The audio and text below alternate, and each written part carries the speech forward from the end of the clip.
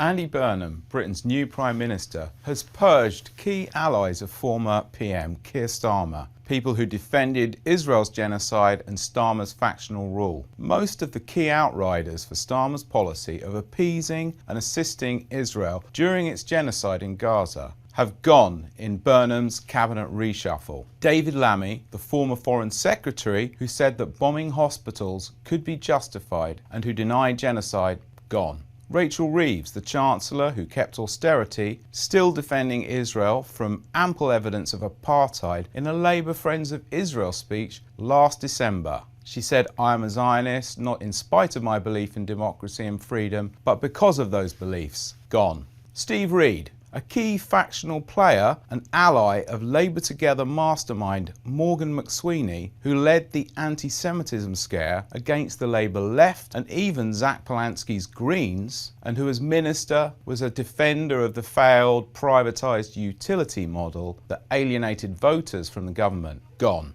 Darren Jones, neoliberal Treasury Minister and pro-Israel outrider sent out during the genocide to defend Starmer's stance in the media, gone. Peter Kyle, Business Secretary, close to Big Tech and darling of the Labour Israel apologists, gone.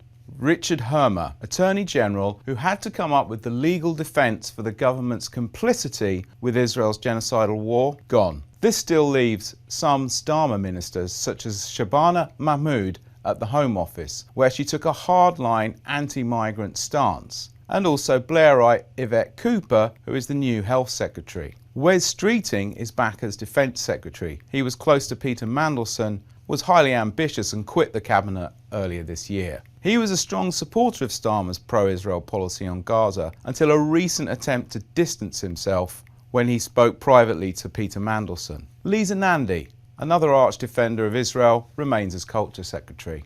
Now, former Defence Secretary John Healey is Chancellor. He's a veteran minister who is not part of the Starmer faction and can be expected to do Burnham's bidding and push through higher military spending.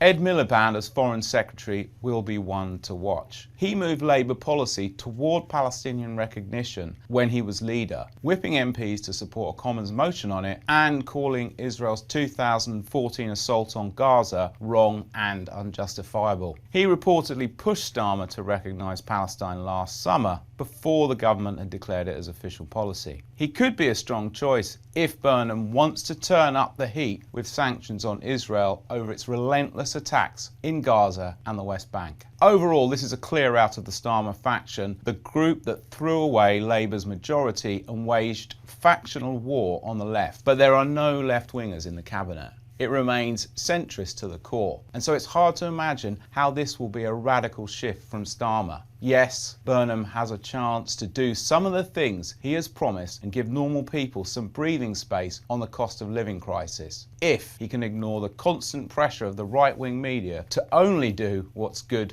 for the City of London. We'll see if he does turn the page on Labour's shameful record on Palestine and end the repression and attacks on freedom of speech that were a key feature of the Starmer government, from the Palestine Action prescription to counter-terror raids on journalists and debanking of pro-Palestine groups. But with Mahmoud and other centrist figures who back the crackdown still on board, this seems unlikely. What happens outside Parliament, on the streets, will still be a key factor to put pressure on Burnham.